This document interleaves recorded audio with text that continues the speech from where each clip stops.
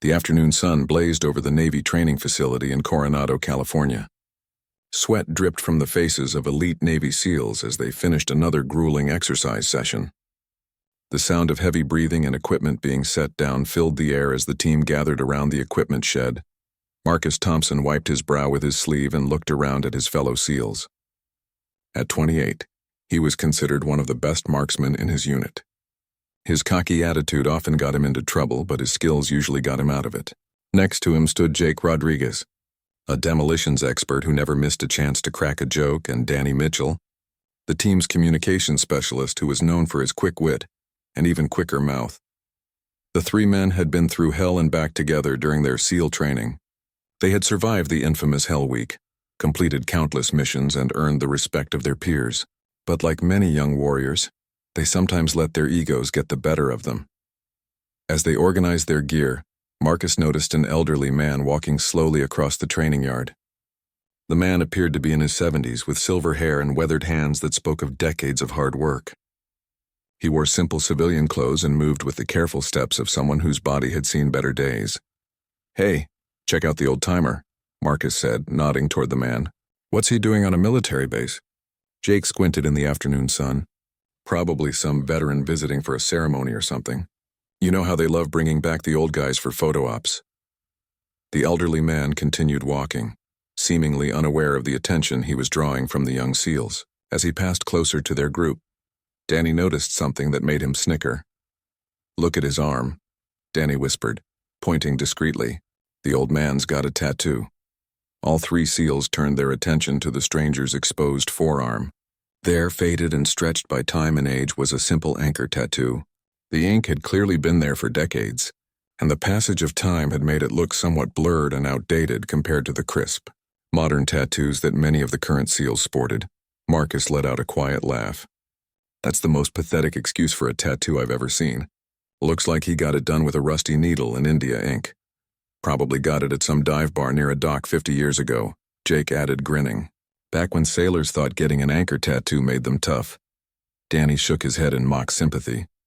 "Poor old guy probably thinks that faded mess still means something." "Times have changed, Grandpa." The three men continued their commentary, comparing the elderly man's simple age tattoo to their own elaborate body art. Marcus had a detailed eagle spreading across his shoulder blade. Jake sported a skull with crossed bones on his bicep, and Danny had his unit's insignia tattooed on his chest. Their ink was sharp, colorful, and designed by professional artists who specialized in military tattoos. "I wonder if he was even really in the Navy," Marcus said, his voice dripping with skepticism. "These days, everyone claims to be a veteran. Half the guys with military tattoos probably never even left their hometown." The elderly man seemed to sense their attention and glanced in their direction. For a brief moment, his eyes met Marcus's, and there was something unsettling about the old man's gaze. It wasn't angry or hurt, but there was a depth there that made Marcus feel slightly uncomfortable. The man simply nodded politely and continued on his way. "Did you see that look?" Jake asked. "Like he thinks he's still tough or something." "Yeah, right," Danny replied. "What's he going to do?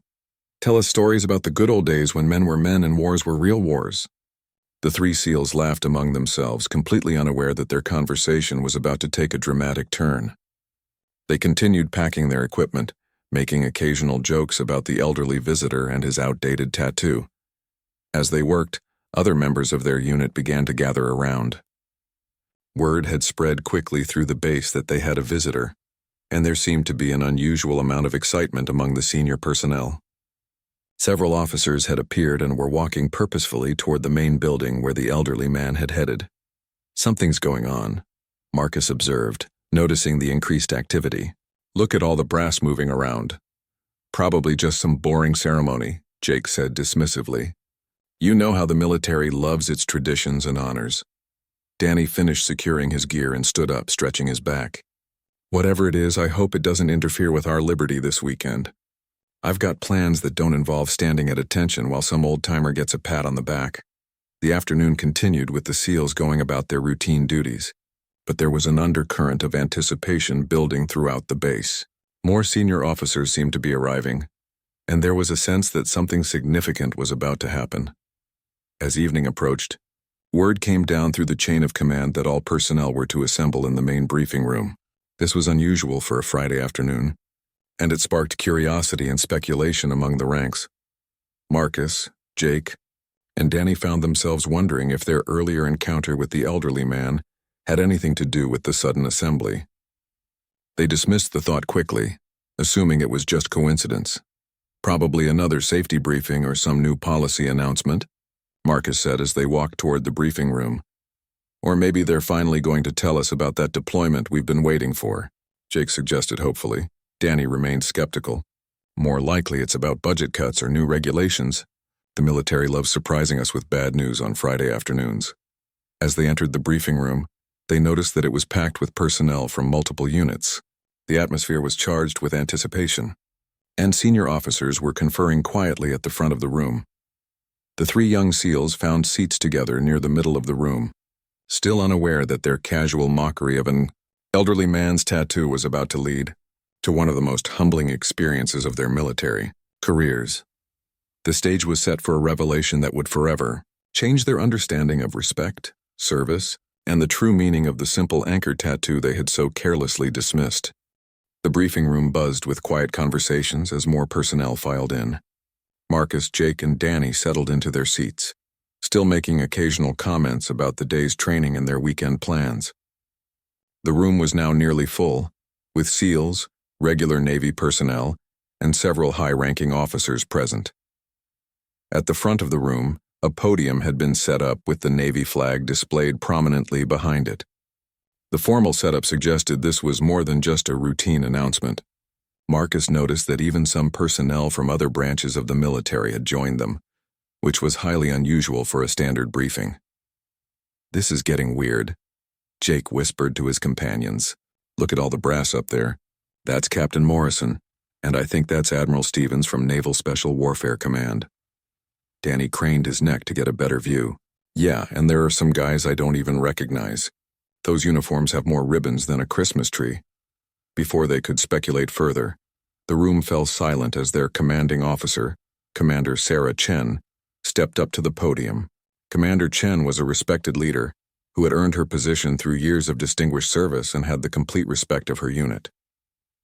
"Good afternoon, everyone," Commander Chen began, her voice carrying clearly through the room. "I know this assembly was called on short notice, and many of you are wondering why you're here on a Friday afternoon." A few chuckles rippled through the crowd, but the overall atmosphere remained attentive and serious. "Today, we have the honor of hosting a very special guest," she continued, "someone whose service to our country spans decades and whose contributions to naval special warfare have been immeasurable." Marcus exchanged glances with his teammates. The formal tone was definitely more serious than they had expected. Commander Chen paused for a moment, scanning the room. "Before I introduce our guest, I want to remind everyone here about the values that define us as Navy SEALs and as members of the United States Navy. Respect, honor, and humility are not just words on a wall. They are the foundation of everything we do." The room remained completely silent. Even the most junior personnel could sense that something significant was about to happen. "Our guest today," Commander Chen continued, "is someone who helped shape the very traditions and standards that we uphold. His service record is classified in many areas, but what I can tell you is that he served with distinction during some of the most challenging operations our country has ever undertaken." At the back of the room, a door opened quietly. The elderly man whom Marcus, Jake, and Danny had encountered earlier stepped through, accompanied by two senior officers. He moved slowly but with unmistakable dignity, and the room seemed to collectively hold its breath. Marcus felt his stomach drop. The man they had been mocking just hours earlier was now walking toward the front of the briefing room under military escort. The simple civilian clothes he had worn earlier were gone, replaced by a dress uniform that, while clearly vintage, was immaculately maintained and covered with ribbons and decorations. "Oh no," Danny whispered, his face going pale. "That's the old man from this afternoon." Jake's usual cocky demeanor disappeared entirely. "We are so screwed." As the elderly man made his way to the front, Marcus could see the details of his uniform more clearly. The ribbons and medals told a story of decades of service, multiple deployments, and recognition for valor that far exceeded anything the young SEALs had earned in their careers. Commander Chen stepped aside as the man approached the podium. "Ladies and gentlemen, it is my honor to introduce Master Chief Petty Officer Robert Iron Bob Sullivan, retired." The name hit Marcus like a physical blow. Iron Bob Sullivan was a legend in the Navy SEAL community. Every SEAL had heard stories about his exploits during the Vietnam War, his role in developing modern SEAL tactics, and his reputation as one of the toughest operators who ever wore the trident. The room erupted in applause, with many personnel standing to show their respect. Marcus, Jake, and Danny remained seated, too stunned to move. They had spent the afternoon making fun of a man who was essentially SEAL royalty. Master Chief Sullivan raised his hand to quiet the applause, and the room immediately fell silent again. When he spoke, his voice was strong and clear, betraying none of the frailty that his age might suggest. "Thank you, Commander Chen, and thank you all for this warm welcome," he began. "I have to admit it feels strange to be back here after all these years. This place has changed a lot since I first walked through these gates in 1967. He paused, looking out over the assembled personnel with eyes that seemed to take in every face in the room. "I've been invited here today to share some thoughts with the next generation of naval special warfare operators. You know, when I started in this business, we didn't call ourselves SEALs yet. We were just sailors who were willing to do whatever it took to complete the mission." Master Chief Sullivan's presence commanded absolute attention. Even the most senior officers in the room were listening intently to every word. "I've spent the afternoon walking around this facility, and I'm impressed by what I've seen. The equipment is better, the training is more sophisticated, and the operators are as skilled as any I've ever worked with." His gaze seemed to sweep across the room, and for a moment, Marcus was certain the old man was looking directly at him. "But I've also noticed something that concerns me," Sullivan continued. "There seems to be a tendency among some of the younger generation to judge others by superficial standards.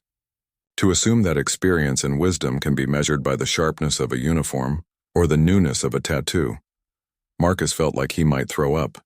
There was no way this was a coincidence. Somehow, Master Chief Sullivan knew about their earlier conversation.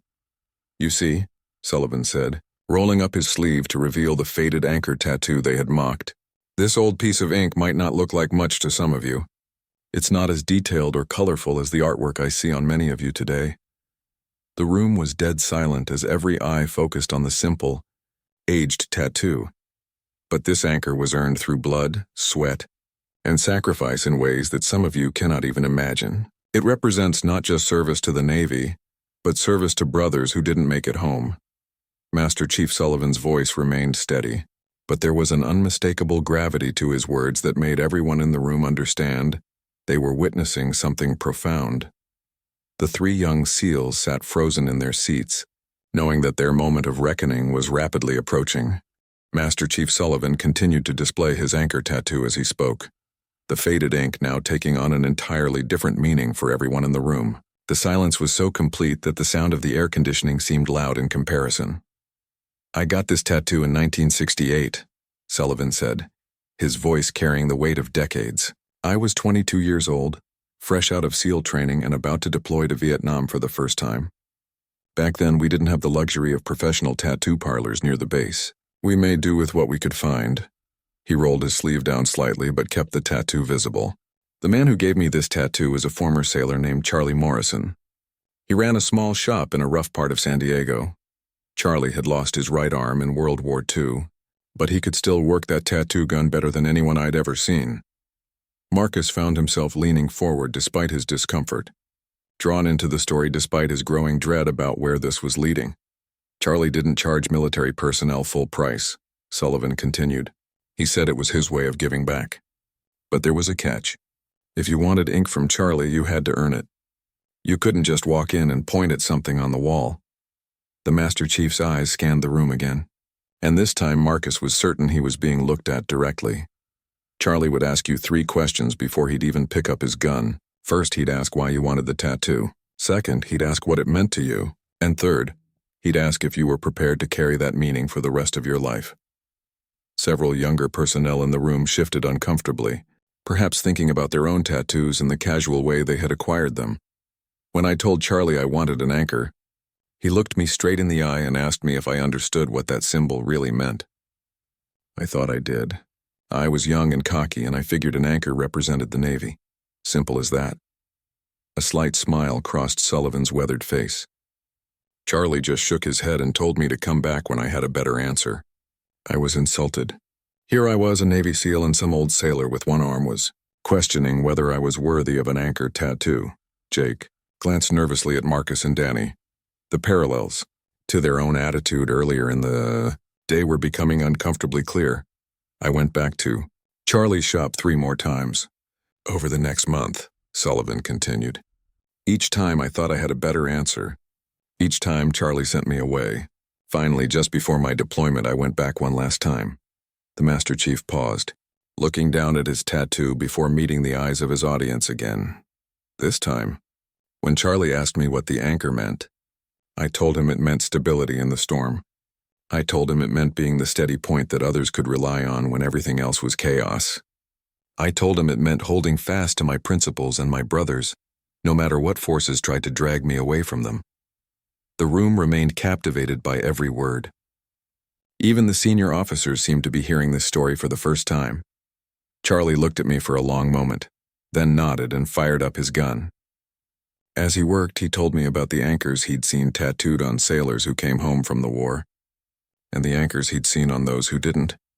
He said every anchor tattoo carried the weight of the man who wore it, and that weight would either make me stronger or crush me.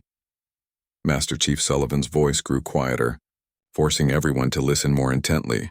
2 months later, I was lying in a shell crater in the Mekong Delta with 3 of my teammates. We'd been separated from our extraction point and surrounded by enemy forces. My radio operator, Tommy Chen, had taken shrapnel in the leg and couldn't walk.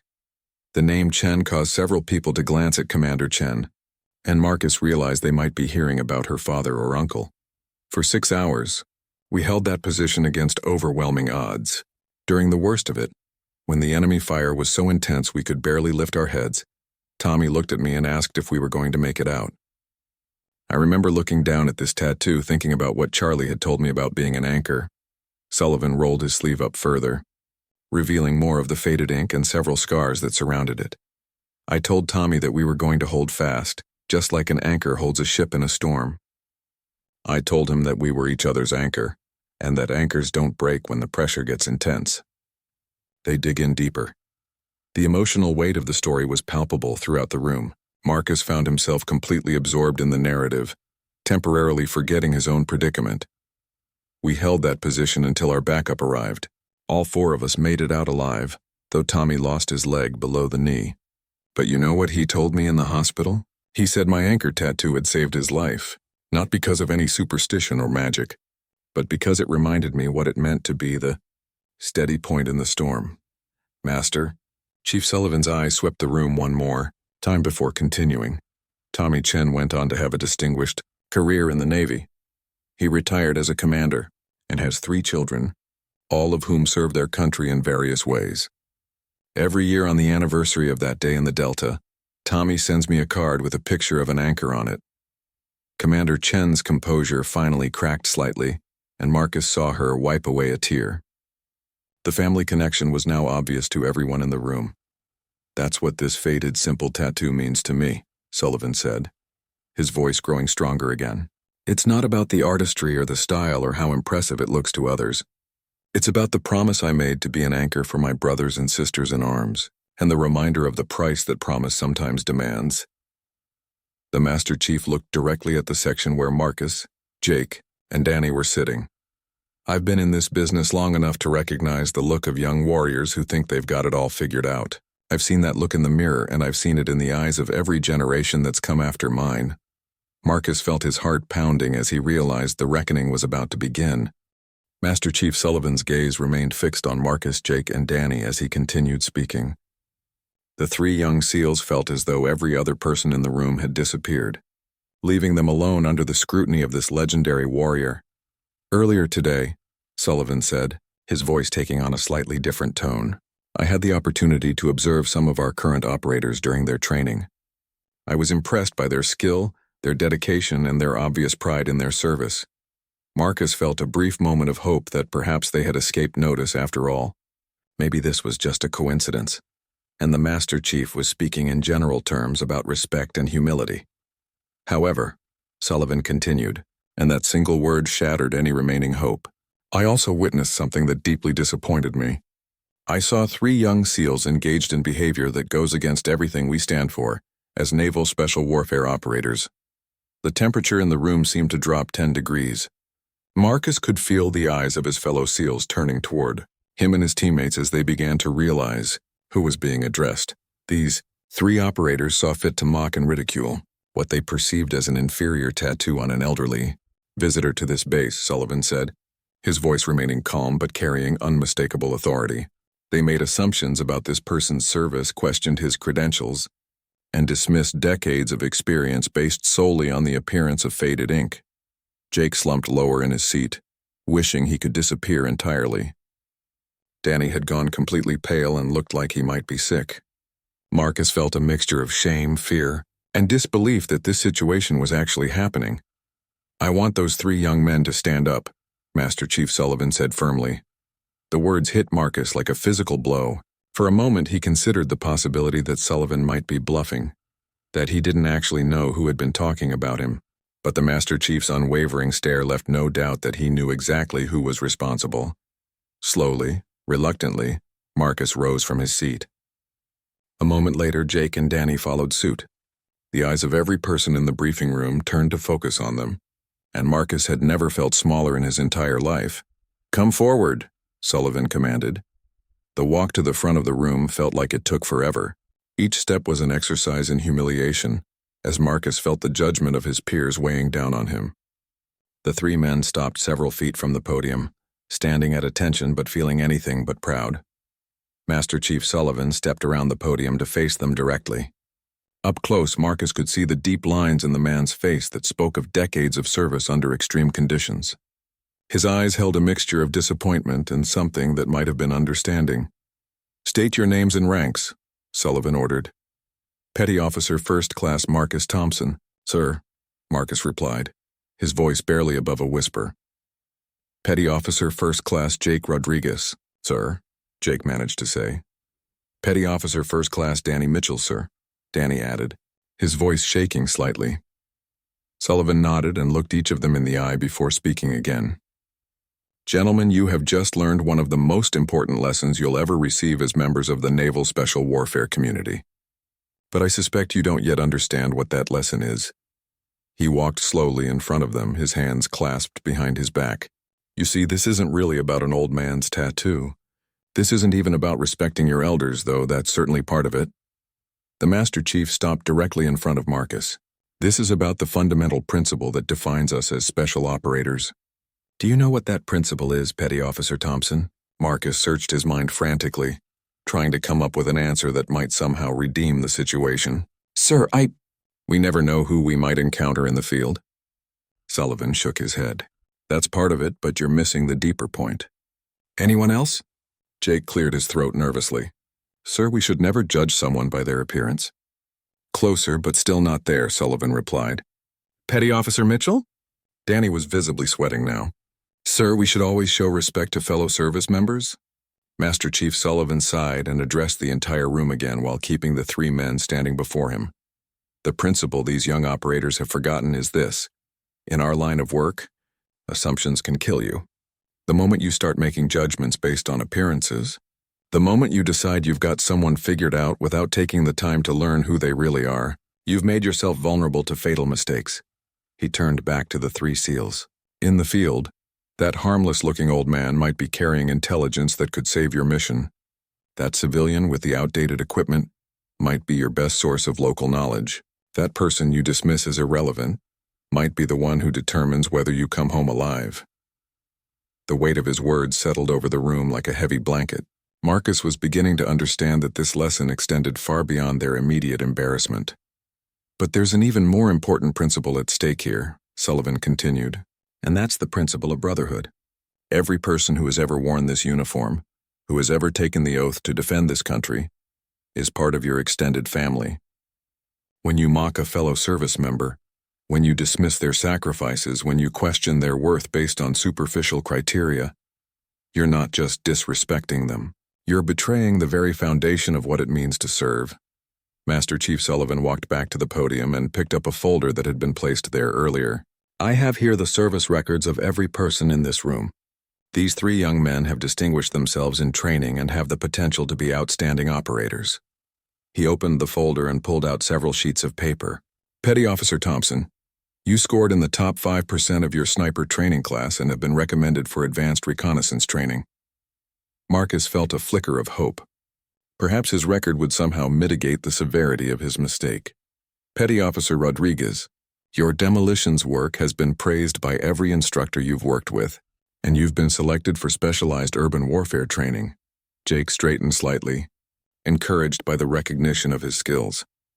Petty Officer Mitchell, your communications expertise and language abilities have marked you as a candidate for intelligence gathering operations. Danny allowed himself to think that maybe this wouldn't be as bad as he had feared. Then Master Chief Sullivan's expression hardened again. All of these achievements, all of this potential, and yet you nearly threw it away because you couldn't resist making fun of an old man's tattoo. Master Chief Sullivan's gaze remained fixed on Marcus, Jake, and Danny as he continued speaking. The 3 young SEALs felt as though every other person in the room had disappeared, leaving them alone under the scrutiny of this legendary warrior. Earlier today, Sullivan said, his voice taking on a slightly different tone, I had the opportunity to observe some of our current operators during their training. I was impressed by their skill, their dedication, and their obvious pride in their service. Marcus felt a brief moment of hope that perhaps they had escaped notice after all. Maybe this was just a coincidence, and the Master Chief was speaking in general terms about respect and humility. However, Sullivan continued, and that single word shattered any remaining hope. I also witnessed something that deeply disappointed me. I saw 3 young SEALs engaged in behavior that goes against everything we stand for as naval special warfare operators. The temperature in the room seemed to drop 10 degrees. Marcus could feel the eyes of his fellow SEALs turning toward him and his teammates as they began to realize who was being addressed. These 3 operators saw fit to mock and ridicule what they perceived as an inferior tattoo on an elderly visitor to this base, Sullivan said, his voice remaining calm but carrying unmistakable authority. They made assumptions about this person's service, questioned his credentials, and dismissed decades of experience based solely on the appearance of faded ink. Jake slumped lower in his seat, wishing he could disappear entirely. Danny had gone completely pale and looked like he might be sick. Marcus felt a mixture of shame, fear, and disbelief that this situation was actually happening. I want those 3 young men to stand up, Master Chief Sullivan said firmly. The words hit Marcus like a physical blow. For a moment he considered the possibility that Sullivan might be bluffing, that he didn't actually know who had been talking about him, but the Master Chief's unwavering stare left no doubt that he knew exactly who was responsible. Slowly, reluctantly, Marcus rose from his seat. A moment later, Jake and Danny followed suit. The eyes of every person in the briefing room turned to focus on them, and Marcus had never felt smaller in his entire life. Come forward, Sullivan commanded. The walk to the front of the room felt like it took forever. Each step was an exercise in humiliation, as Marcus felt the judgment of his peers weighing down on him. The 3 men stopped several feet from the podium, standing at attention but feeling anything but proud. Master Chief Sullivan stepped around the podium to face them directly. Up close, Marcus could see the deep lines in the man's face that spoke of decades of service under extreme conditions. His eyes held a mixture of disappointment and something that might have been understanding. State your names and ranks, Sullivan ordered. Petty Officer First Class Marcus Thompson, sir, Marcus replied, his voice barely above a whisper. Petty Officer First Class Jake Rodriguez, sir, Jake managed to say. Petty Officer First Class Danny Mitchell, sir, Danny added, his voice shaking slightly. Sullivan nodded and looked each of them in the eye before speaking again. Gentlemen, you have just learned one of the most important lessons you'll ever receive as members of the Naval Special Warfare community. But I suspect you don't yet understand what that lesson is. He walked slowly in front of them, his hands clasped behind his back. You see, this isn't really about an old man's tattoo. This isn't even about respecting your elders, though that's certainly part of it. The Master Chief stopped directly in front of Marcus. This is about the fundamental principle that defines us as special operators. Do you know what that principle is, Petty Officer Thompson? Marcus searched his mind frantically, trying to come up with an answer that might somehow redeem the situation. Sir, We never know who we might encounter in the field. Sullivan shook his head. That's part of it, but you're missing the deeper point. Anyone else? Jake cleared his throat nervously. Sir, we should never judge someone by their appearance. Closer, but still not there, Sullivan replied. Petty Officer Mitchell? Danny was visibly sweating now. Sir, we should always show respect to fellow service members. Master Chief Sullivan sighed and addressed the entire room again while keeping the three men standing before him. The principle these young operators have forgotten is this.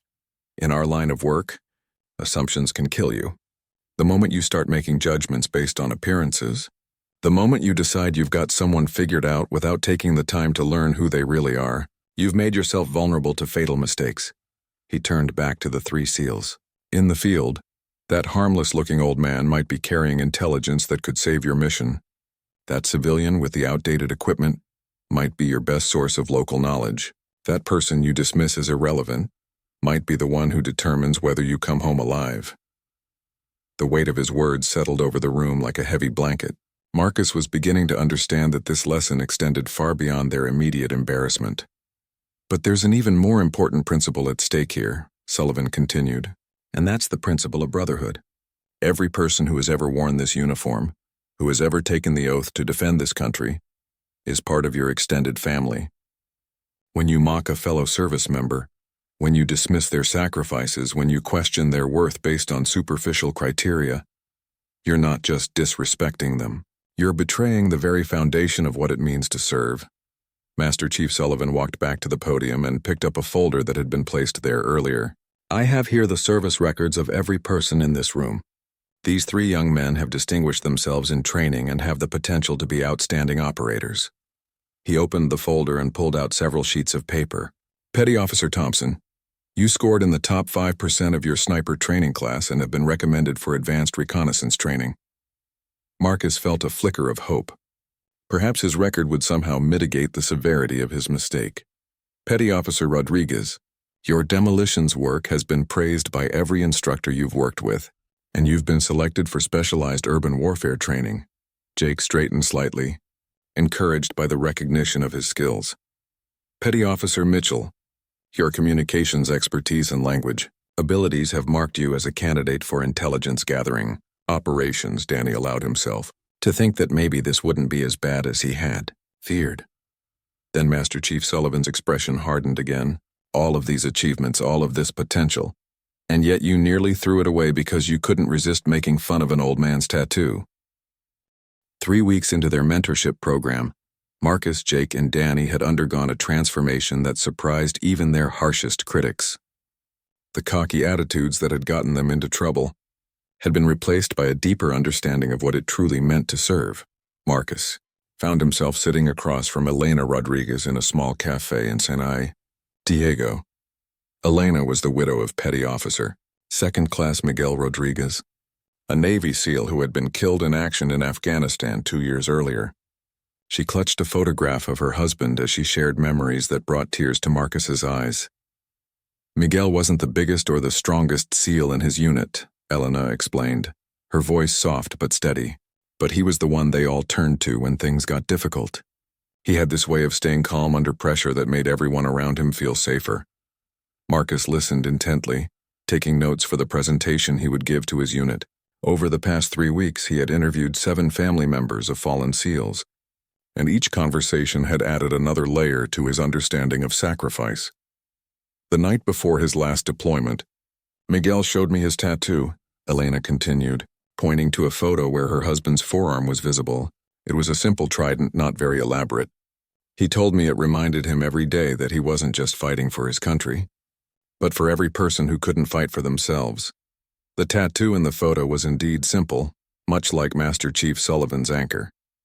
But Elena's description of its meaning carried weight that Marcus was only beginning to understand. Can I ask you something personal? Marcus said carefully. What do you think Miguel would say to young SEALs who are just starting their careers? Elena smiled sadly. He'd tell them that the uniform and the tattoos and the reputation don't make you a warrior.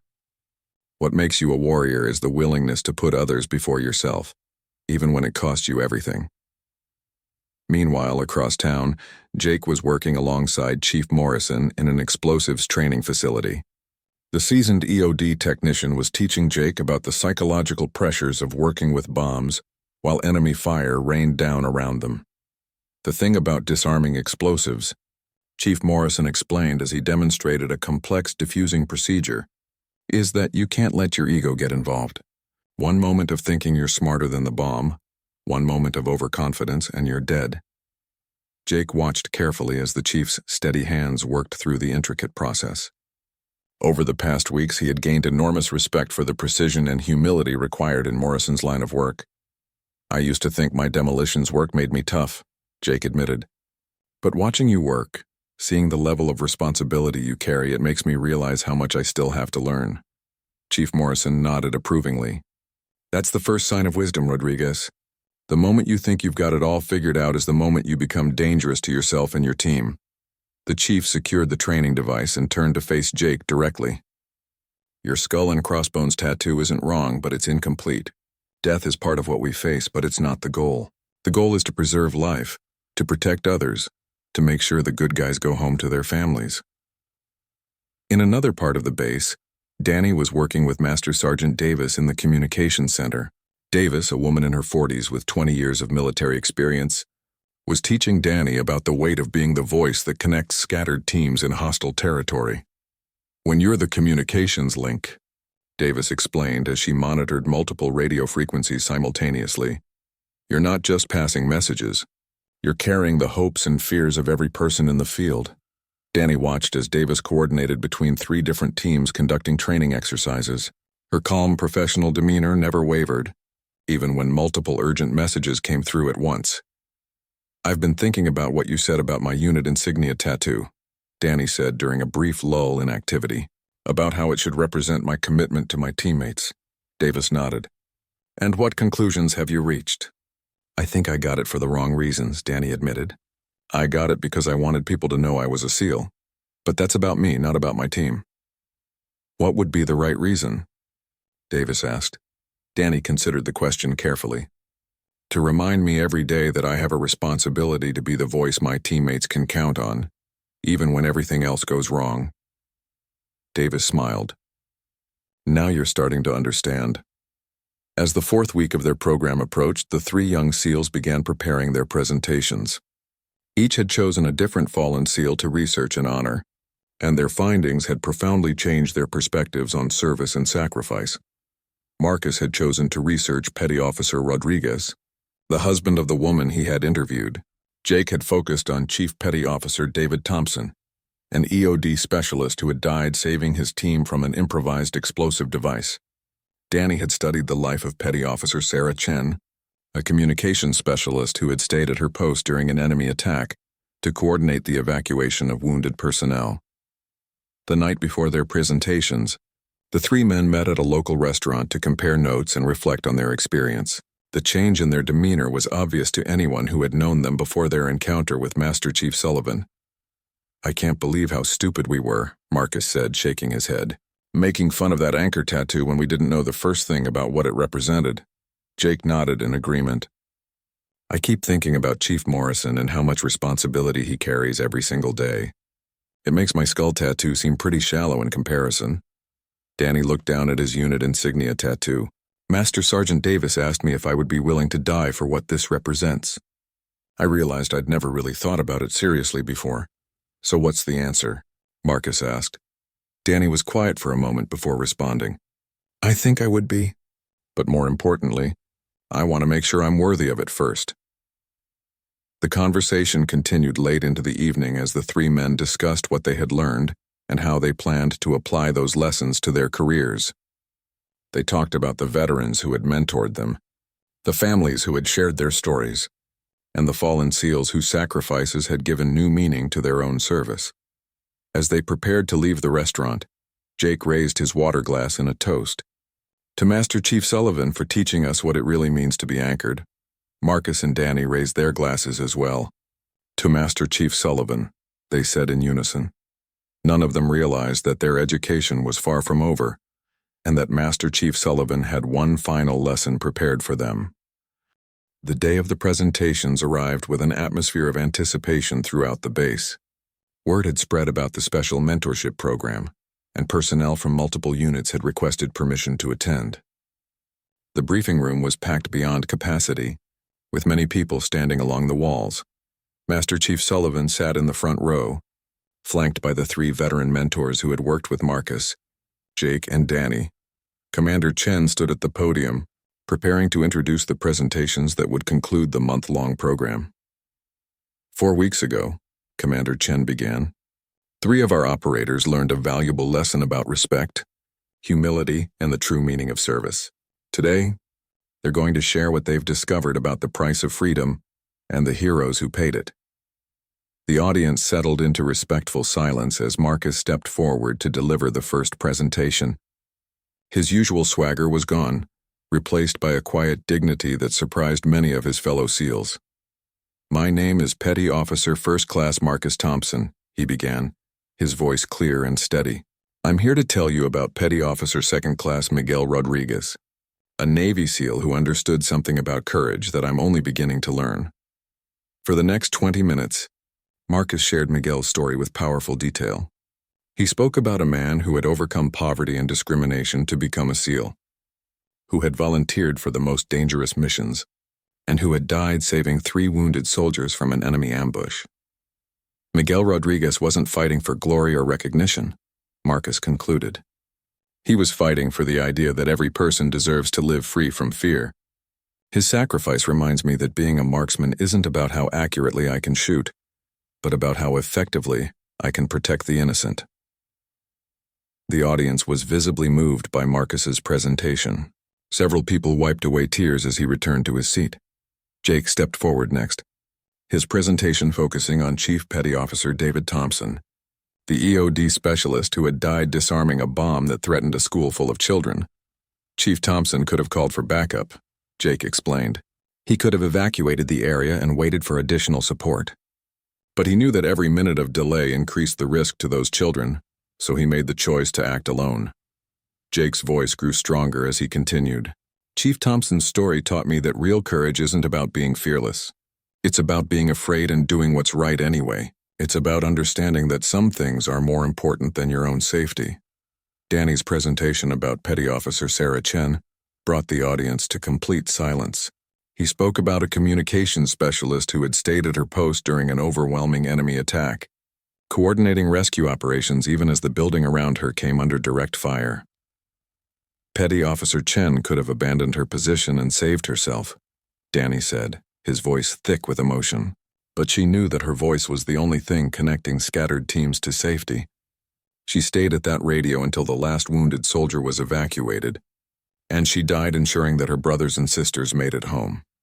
As Danny concluded his presentation, Master Chief Sullivan rose from his seat and walked slowly to the podium.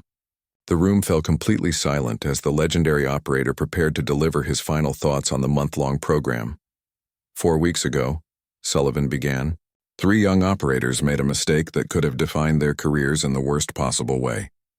They allowed arrogance and superficial judgment to cloud their understanding of what it means to serve. He looked directly at Marcus, Jake, and Danny, who stood at attention in front of the room. Today, those same 3 operators have demonstrated something far more important than perfect military bearing or flawless presentation skills. They have shown the capacity for growth, for humility, and for genuine understanding of the values they swore to uphold. Sullivan reached into his pocket and pulled out a small wooden box. "Marcus, Jake, Danny, please step forward." The 3 men approached the podium, uncertain about what was coming next. "In this box," Sullivan explained, "are 3 items that belong to the SEALs you researched and honored today. The families of these fallen warriors wanted you to have them as a reminder of what you've learned." He opened the box and removed a small silver anchor pin. "This belonged to Miguel Rodriguez. His widow wanted Marcus to have it as a reminder that true marksmanship is about protecting others." Marcus accepted the pin with trembling hands, understanding the profound honor he was being given. Sullivan removed a second item, a small medallion. "This was carried by David Thompson on every mission. His parents wanted Jake to have it as a reminder that courage means putting others before yourself." Jake's eyes filled with tears as he accepted the medallion, overwhelmed by the trust being placed in him. The final item was a small communication badge. This was Sarah Chen's lucky charm. Her sister wanted Danny to have it as a reminder that being the voice others depend on is a sacred responsibility. Danny could barely speak as he accepted the badge, feeling the weight of its significance. Master Chief Sullivan stepped back and looked at the 3 young SEALs who had been transformed by their experience. Gentlemen, you came into this program as skilled operators who had lost sight of what they were fighting for. You're leaving as warriors who understand that skill without purpose is meaningless. He turned to address the entire audience. These 3 men have learned something that took me years to understand. They've learned that respect isn't something you demand, it's something you earn. They've learned that true strength comes from humility, not arrogance. And they've learned that the most important battles we fight are often against our own pride and prejudice. Sullivan rolled up his sleeve one final time to reveal his anchor tattoo. This faded piece of ink has been my companion for over 50 years. It's seen combat in Vietnam, peacekeeping missions in the Middle East, and training operations around the world. But its greatest value isn't in where it's been, it's in what it reminds me to be. He looked directly at the 3 young operators. Your tattoos are beautiful and meaningful, but they're still just ink until you prove worthy of them. The work you've done over the past month is the beginning of that proof, not the end. Master Chief Sullivan's final words carried the weight of decades of experience and wisdom. Remember that every day you wear that uniform. Every time you look at those tattoos, you're carrying the legacy of those who came before you and the hopes of those who will come after. Make sure you're worthy of both. As Sullivan concluded his remarks, the entire audience rose in a standing ovation that lasted several minutes. Marcus, Jake, and Danny stood at attention, clutching the mementos they had been given, forever changed by their encounter with a man whose simple anchor tattoo had taught them the true meaning of service. In the months that followed, the 3 young SEALs would go on to distinguished careers, always carrying with them the lessons learned from an elderly man they had foolishly mocked. They never again made the mistake of judging others by superficial appearances, and they became mentors themselves to younger operators who needed to learn the same lessons about respect, humility, and the true cost of freedom. Master Chief Sullivan's anchor tattoo had served its purpose once again, providing stability in the storm and teaching a new generation what it really means to hold fast to the values that matter most.